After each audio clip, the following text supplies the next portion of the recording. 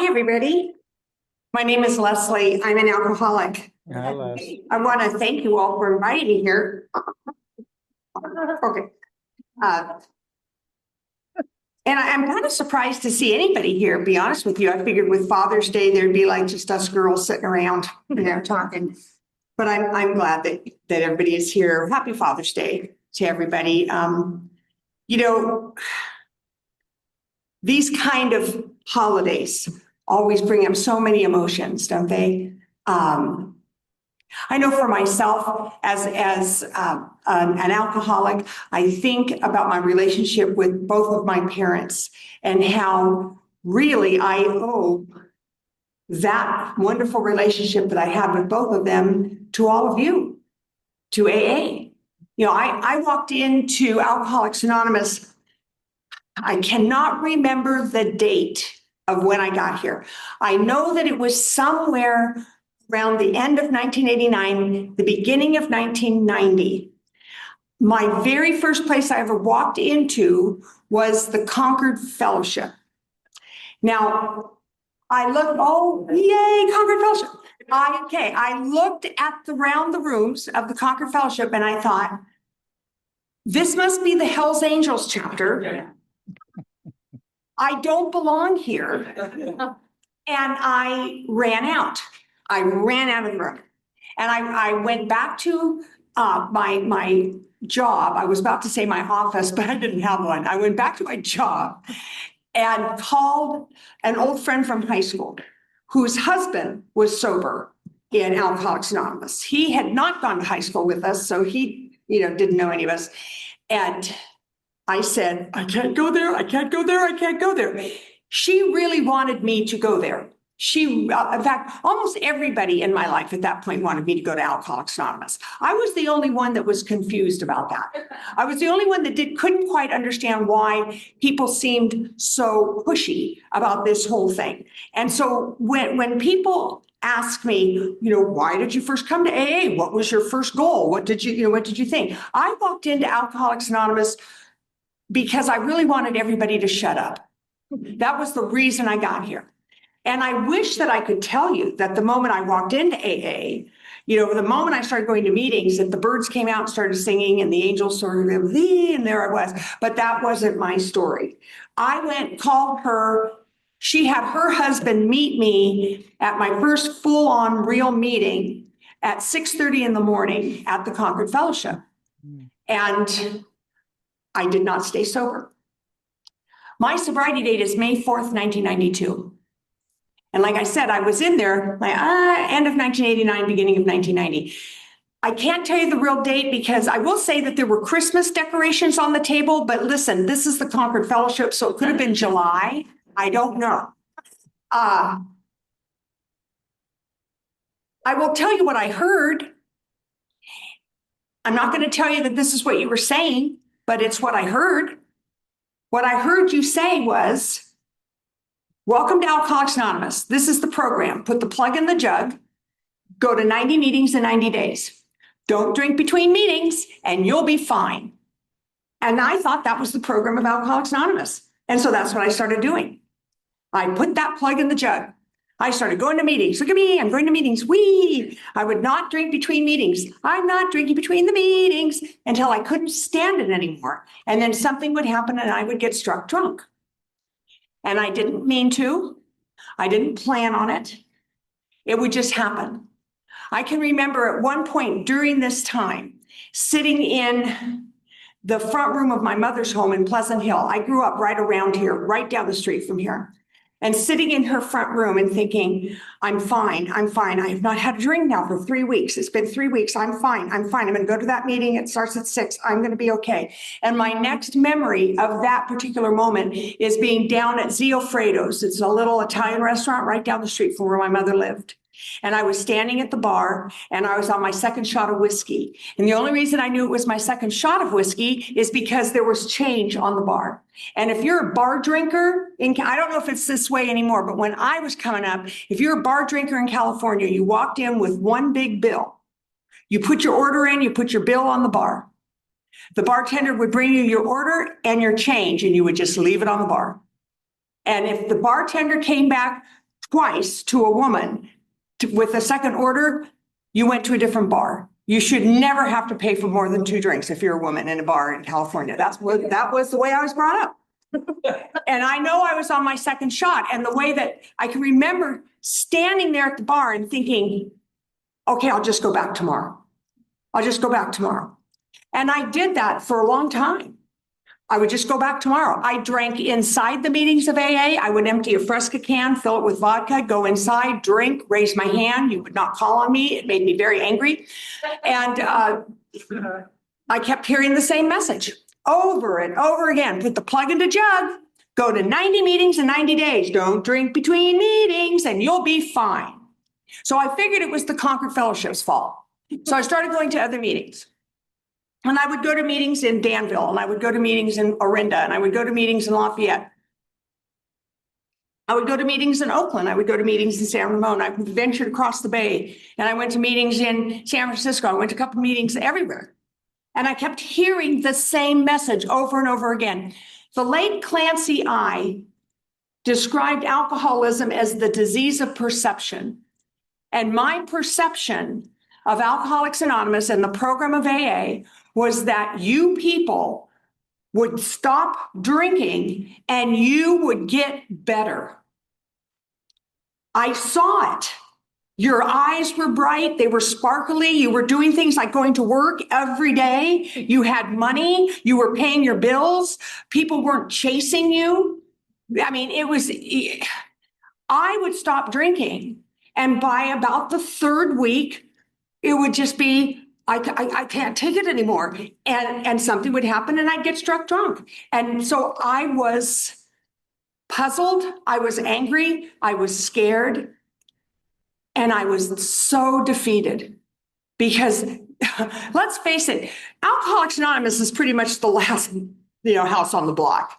I mean, it's not like I had woken up one morning and go, I really want to just improve my spirituality. I'm going to go join Alcoholics Anonymous. That wasn't what happened. I mean, I got chased in here by, various people in my family and my friends, and now it wasn't working. And so I was getting very discouraged. The people around me felt better because I was trying, if that makes any sense. But they, especially my mother, they're starting to get discouraged as well. What was wrong with her that she couldn't get it? So one night, I decided, for some reason, I went to a meeting at a place called the Concord Originals. And let me tell you how I went to meetings. Okay, so the meeting, let's say, I'm just using this as an example. Let's say like tonight, the meeting starts at 6 o'clock. I walk in at 5:59. Right? And I come into the back, and usually by that time, the meeting's filled, so I can sit in the back row and kind of behind the paint and stay as far away from all of you as possible. And I'm sitting back there, and I hear the meeting start. Everybody says the serenity prayer, and the meeting starts. And as soon as the meeting starts, I am up, I am down, I am coffee, I am back, I am outside, having a cigarette, going down to the bathroom, up and down, and up and clomp, clomp, clomp, clomp, clomp, walking around. And then the meeting is ending. Everybody grabs hands and says the Lord's Prayer and yells, "Keep coming back, it works." And I am out the door, and you see my taillights in the parking lot. And that's how I go to meetings. And that particular night, for whatever reason, there was only one place to sit in the entire place. And it was right smack in front of this mean old alcoholic man. You know the kind. They have been sober for 300 or 400 years. And they are sitting in the meetings going, get a book, get a sponsor. You know those people? Okay, so there was this guy. And everybody loved this guy. They called him Fast Eddie. And Eddie was about this tall, and he wore a little walking cap, and he was from New York originally, so he had that cute little accent. And if Eddie said the sky was blue, the people in the meeting would lose their mind. Oh my God, that's so spiritual. Did you hear what he said? And I was not in the least bit impressed with this guy. And there was no place for me to sit except for right smack in front of him. And so they did kind of like what we did tonight. They said, "Is there anybody here in their first 30 days of sobriety?" And I raised my hand one more time. Hi, I'm Leslie, and I'm back. And I waited for everybody to burst into applause like we do here in California. Oh, baby, you're so good. And before you could do that, Eddie yelled at me. Now, I have since been in meetings with other people that were there that day. In fact, I recently was at the NCCAA conference. I spoke on the panel for the Plain Language Big Book. And the panel right before that, there was a gal on the panel. I hadn't seen her for a while, but she was at that meeting. She's been sober about 10 years longer than I have. And I love her because she reminds me every time of this particular fact. Eddie was dying of emphysema, was on portable oxygen, and it was impossible for him to yell. But I remember yelling, and he's dead, and I'm here, so it's my story. And this is what I remember. He looked me straight in the eye and he said, "Aren't you goddamn tired of always saying you're in your first 30 days of sobriety? And I'm goddamn tired of listening to you say it." And I was so shocked that what popped out of my mouth was the only thing I'd learned in like 2 years. I said, "You're supposed to love me until I can love myself." And he said, "I don't love you." He goes, "I don't even like you very much." He goes, "You've been coming in here for 2 years. Whine, whine, whine." He says, "You whine about your dead husband. You whine about your dead baby. You whine about your parents getting divorced when you were 6. He says, "When are you going to come in here and say, I want to quit drinking, but I don't know how. Somebody help me."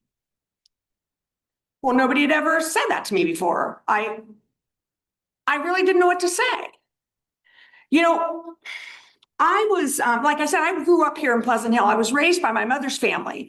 And my mother's family, I'm a second generation American. English was a second language in our home. We're this loud, loving, supportive group of Northern Italians that are in each other's business without living in each other's pockets. You know what I'm saying? And everybody is a cousin and everybody is related and we just love each other. And there was a lot of love and support in my mother's family, hardworking immigrant people that, you support the family, you get a good education, blah, blah, blah.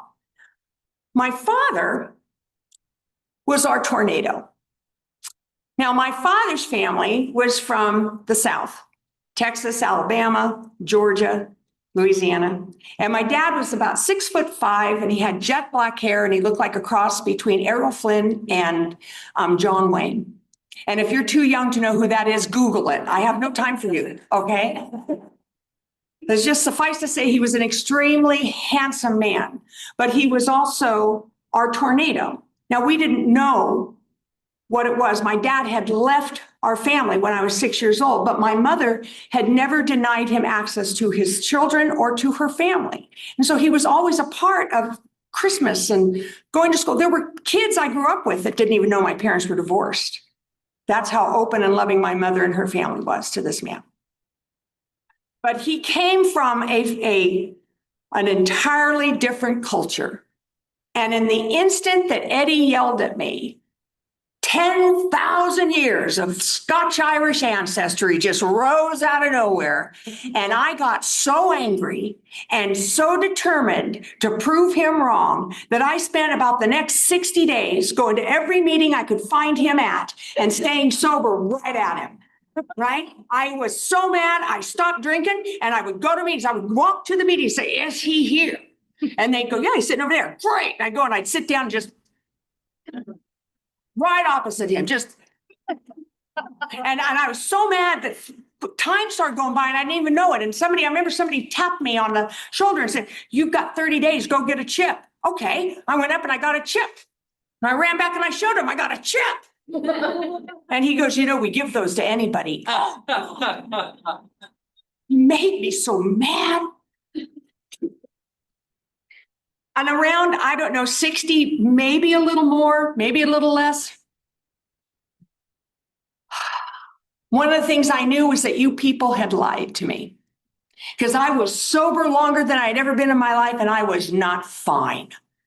All right, I wasn't fine. In fact, stoplights were taking forever to change. Okay, I had to know where all the exits and entries were, where I was going. The dog, did you know that if you own a dog, it has to be fed every single day? And laundry, if you do laundry once, it doesn't stay done. You got to do it again. The only thing that happened that was good for me during this period was I found out I had a really good job. See, when I came in here, I was this close to losing a civil service job. And back in the day, apparently it's not that way anymore, but back in the day, it was really hard to get fired from a civil service job. And I was this close to losing it. And after this particular stretch of sobriety, I found out that I had a really good job because I got my first full paycheck. And I remember calling personnel and I said, I think you paid me too much. And they go, no, that's what happens when you work 80 hours in a row. And I was like, wow. This is amazing. So that was like the only good thing that happened. The rest of the time, I was like ready. I wanted to die. I wanted to die. I had never wanted to die when I was drinking and using. By the way, I do not introduce myself as an alcoholic and an addict because to me, that's like saying, hi, I'm a Chevrolet in a car. But I did come up in the 70s. So yeah, all the cousins were there. What I will tell you is I never wanted to die when I was drinking and when I was using. I never wanted to kill myself when I was drinking, when I was using. But now I had 60, maybe 65 days of continuous sobriety and I wanted to die. I wanted to die. Not only that, I wanted some of you to die. And I knew who you were and I knew where you went to meetings. And I had a plan. And my plan was to drive my car. I had my father's old 1987 four-door Chevy Impala with a rusty top and a hole in the muffler. And I was going to run it right up the front stairs of the Concord Fellowship, into the Concord Fellowship, and take out as many of you as I could.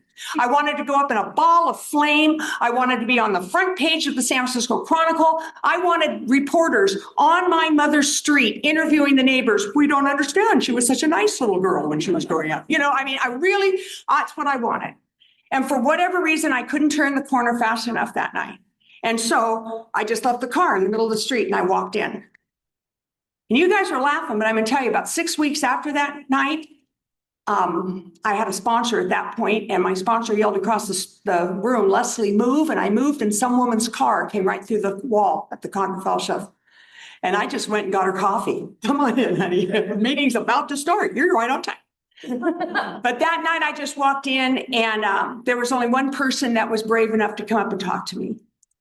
And it was a guy who had been introduced to Alcoholics Anonymous in the Louisiana State Penitentiary in Angola. And his nickname was Cajun Kenny. And he walked right up to me and he said, what is wrong with you? And I told him, I can't do this anymore. And I've never had a drink for Zina, and I don't know what I'm doing. And I'm trying to read them. And I don't do this. I don't get it. And he was like, oh, God, please come here. And he took me outside and rummaged around in his truck and he handed me a cassette tape. Yes, children, we used to listen to these. They were this, never mind. He handed me a cassette tape and he said, I want you to go home and I want you to listen to this man. He says, this is a tape of my sponsor. And if you still feel like killing people after you've heard this tape, then I want you to call me. Because there are people here that I don't like.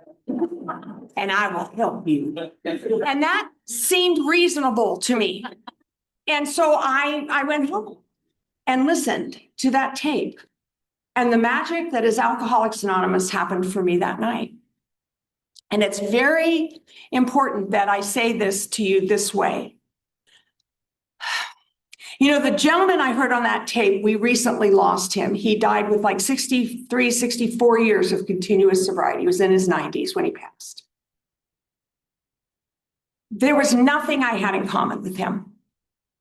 Different gender, different background, different education status, different religious background, everything about that guy had sobered up in a maximum security prison. I had driven by those.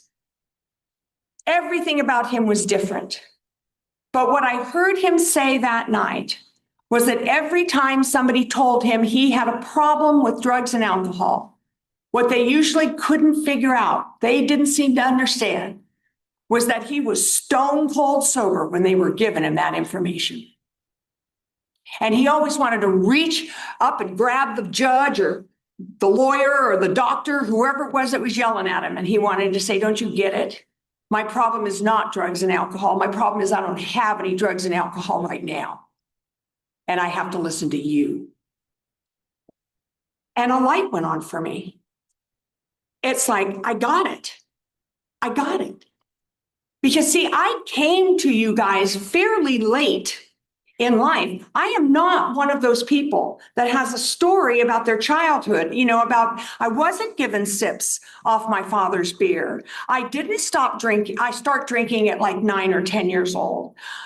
Those things, I was 17 years old at Carondelet High School when Diane and Agnes approached me and said, do you want to go to off-campus lunch with us? And I thought I had arrived because these were the cool kids and I was a theater nerd, right? And these two were, Agnes smoked cigarettes. Okay, she was cool. And they were asking me to go off campus lunch. I found out later from both of them that it was because I was the one with a car. I had a 1974 Gremlin X. Yeah, periwinkle blue, fake mag wheels. Oh, it was fabulous. But we went off campus lunch and one of them pulled out a bottle of Southern Comfort.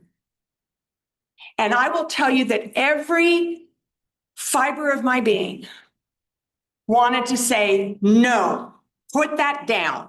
We are not supposed to drink that. We are underage. We're going to get in trouble. That is a sin. I wanted to say that. I did.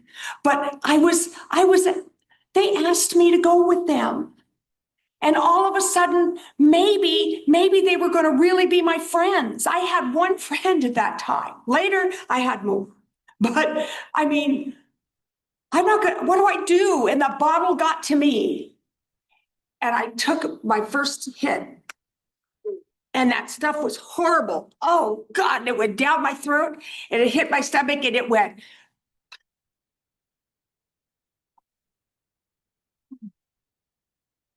And my shoulders came off my ears. And that bottle went around again for the second hit. And I grabbed it. And I took another big swig. And it still tasted nasty. But it went down a lot easier. And I didn't know. I had no frame of reference. I didn't know that what I was having at that moment was an abnormal reaction to the drug ethyl alcohol. I had no clue. None. I mean, I didn't know that I had flipped that switch. I thought everybody must react like this because by the third time it had hit me, shoot, I'm taller and blonder and thinner and prettier and smarter than any of those two. And aren't they glad that I let them in my car? And aren't they glad that I'm with them? And what do you mean, cool kids? Look at me. I'm the cool kid.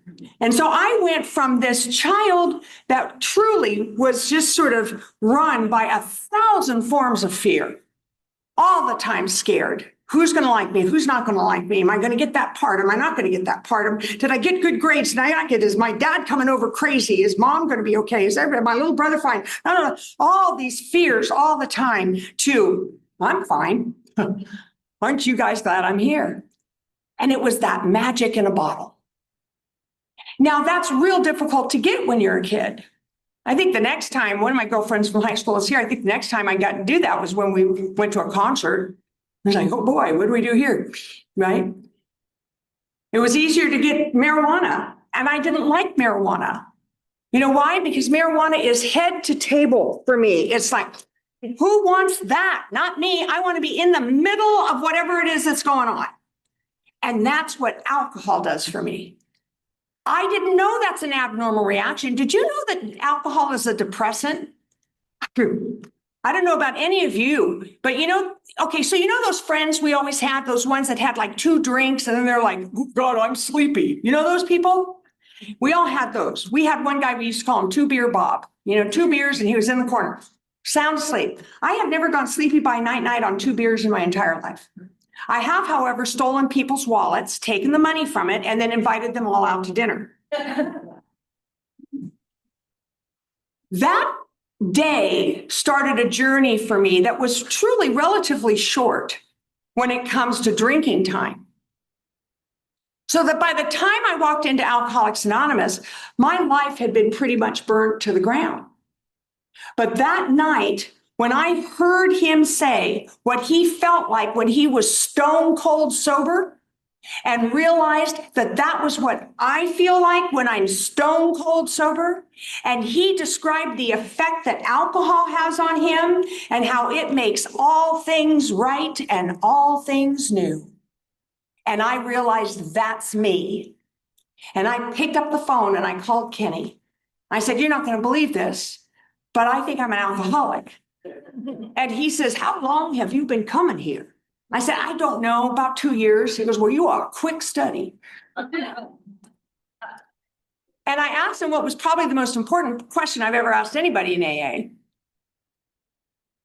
I said, would you be my sponsor? They keep talking about getting a sponsor. Will you be my sponsor?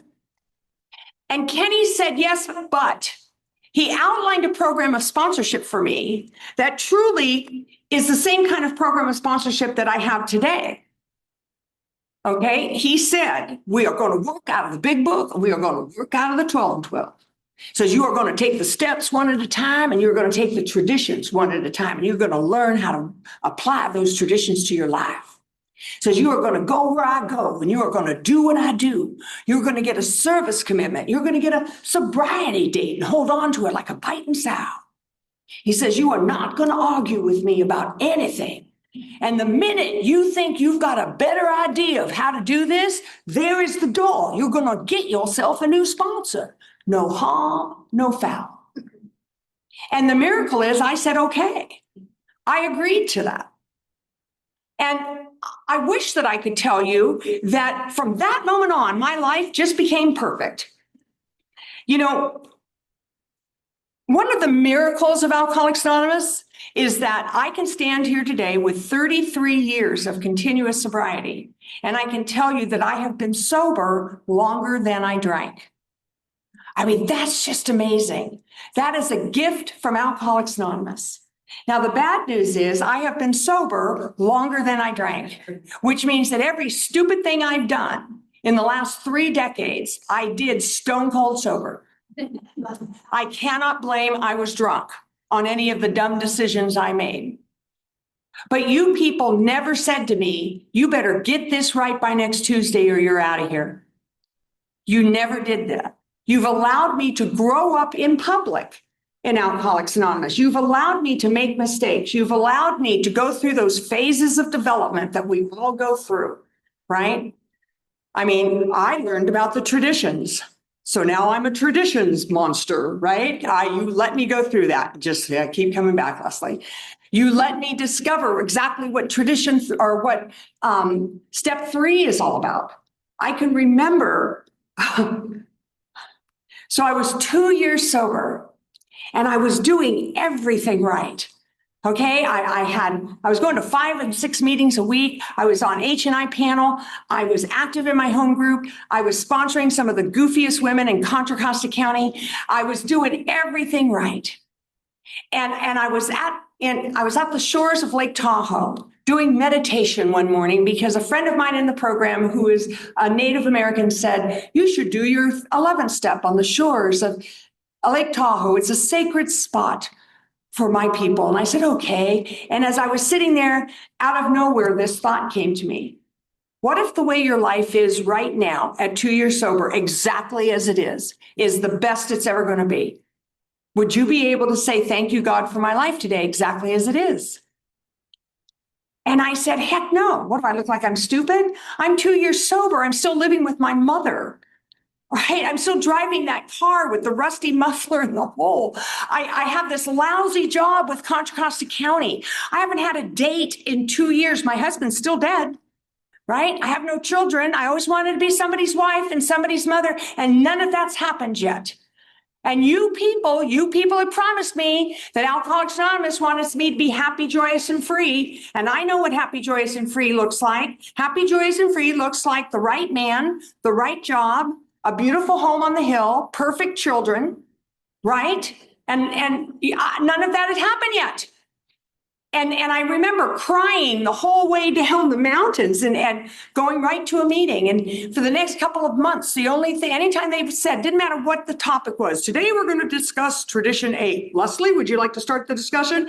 Has anybody else looked at tradition at step 3? And they'd be like, oh God, here she is again, you know, and you let me do that. Because one morning, what happened is that I just woke up and I was tired of fighting. And one morning I said, whatever. And that was it. That was my true step 3. That morning when I went, you know, God, if I'm supposed to live with my mother for the rest of my life, that's fine.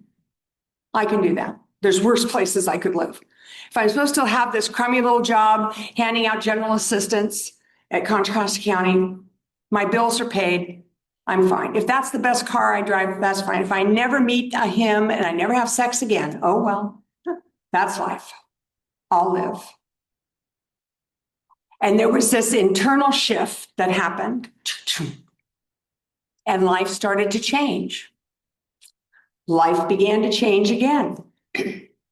And it was around 1998 that I had a huge shift in my life. And I moved from Pleasant Hill to Modesto, California. Now, if you remember, I told you my sobriety date is May 4th, 1992. Now, when I got sober, the only thing May 4th was the day after May 3rd. Today, May 4th, is International Star Wars Day. And I moved to Modesto, California, which is the hometown of George Lucas. And every time there's a May 4th, they have a huge celebration. And I get to go downtown and hang out with all my favorite characters from Star Wars to celebrate my sobriety birthday. Don't tell me there's no God. Not only do I know there's a God, God really, really likes me. And I know that now. But things started to change. And I had the opportunity with my mom, to put our money together and to purchase a home. And suddenly I'm a homeowner. And I'm commuting to work. And things are going okay, right? And my dad has lost his wife, and now we've moved him to Modesto, and my family's there, my brother's there with his kids, and I'm actively involved with raising my brother's kids. And my brother is running his own business, so I'm the one doing the homework thing and taking the kids to wrestling and to football and to all of that stuff, right? All those things that a mom would get to do, I get to do with my 2 nephews and my niece. God knows what he's doing. And I'm active in Alcoholics Anonymous, and I'm doing the things that I want to do. And things are going okay. You know, things are going all right. You know, one of the things that I've always fallen in love with has been Scottish Terriers. And I got my first Scottish Terrier when I was still drinking.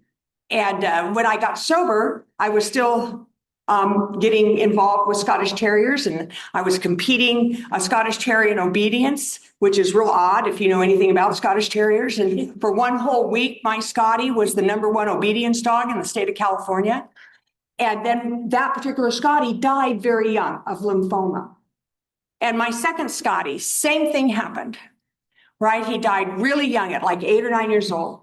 And he died of cirrhosis of the liver.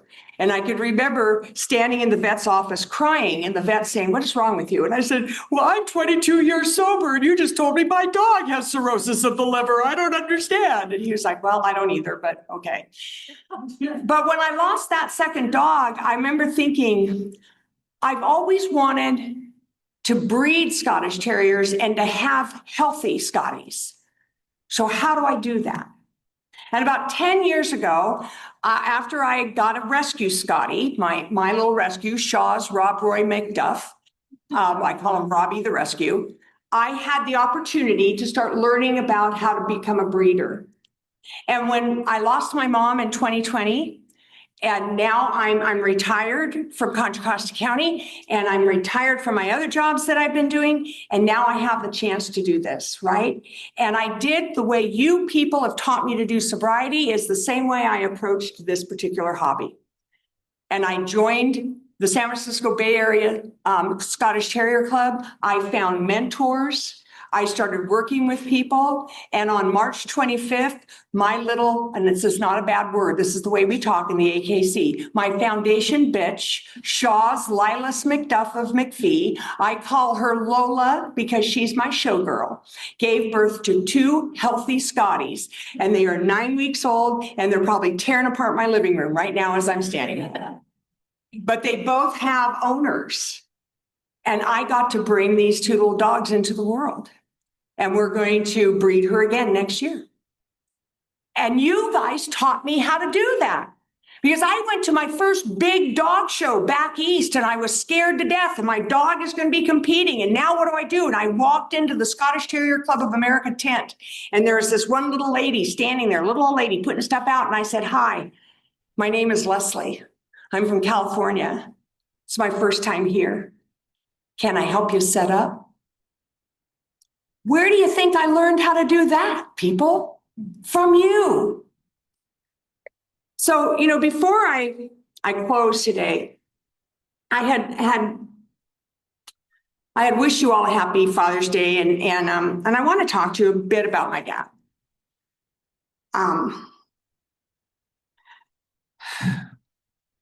My father died in 2003. And my dad was not a good father. And I'm not going to do that AA thing that we do, but he did the best he could with what he had. No, he didn't. Okay, he did not. I watched him do the best he could on various things, and fatherhood wasn't one of them. My dad just didn't want to be a dad. He wanted to get cards for his birthday and for Father's Day, and he wanted us to love and adore him, but he didn't want to be a dad. He didn't want that day-to-day grind. He didn't want to put himself 4th or 5th on the list. Now, he had issues and he had his own demons that he had to fight through, and God bless him. But the world, the secular world, told me to walk away from him and cut him out of my life. And sponsorship and the principles of Alcoholics Anonymous and learning about the steps, the traditions, and the concepts taught me instead how to accept him for who he was and love him in a way that was appropriate and safe for me, but still allowed him to be in my life. I would not have been able to do that if I had just done what the world told me to do. He's a bad man, cut him out of your life. And so I can tell you that because of Alcoholics Anonymous, I was able, through inventory and working hard with a sponsor and doing all the things that I was supposed to do, I was able to recognize things like our love for dogs. I got that from my dad. My dad loved dogs. My love for history. My dad and I would wander for hours when I was a little kid in old cemeteries, while my brother and my mom sat in the car going, "Good God, are they done yet?" And we'd read tombstones. We were in heaven. We loved doing stuff like that. My wanting to perform, my singing, all that stuff, I got from my dad. And I am really happy to say that the very last thing I was able to say to my father the night before he died was, "Dad, I'm going to come over in the morning. We'll have coffee. I love you." And I meant it. And the last thing he ever said to me was, "I love you too, sweetheart. See you in the morning." And I found his body. I was the one found his body. But that's not the last service commitment I did for my dad. And I say this to you because my dad didn't change. I did. The last service commitment I did for my father was I made the victim impact statement at the sentencing of the young man that he had gotten into a knife fight with at 3:00 in the morning in downtown Livermore as the result of a road rage incident. My dad was 78. And I made the victim impact statement because Dad had died. And I knew what had happened. I didn't have to even read the police report. I knew what had happened because I had lived through it as a daughter, as a child. And I got to stand there and look at that kid and say, "Listen to me. You have a chance right now to turn your life around. Don't do to your 2 little children who were in that car what my dad dad did to his kids. Stop drinking now.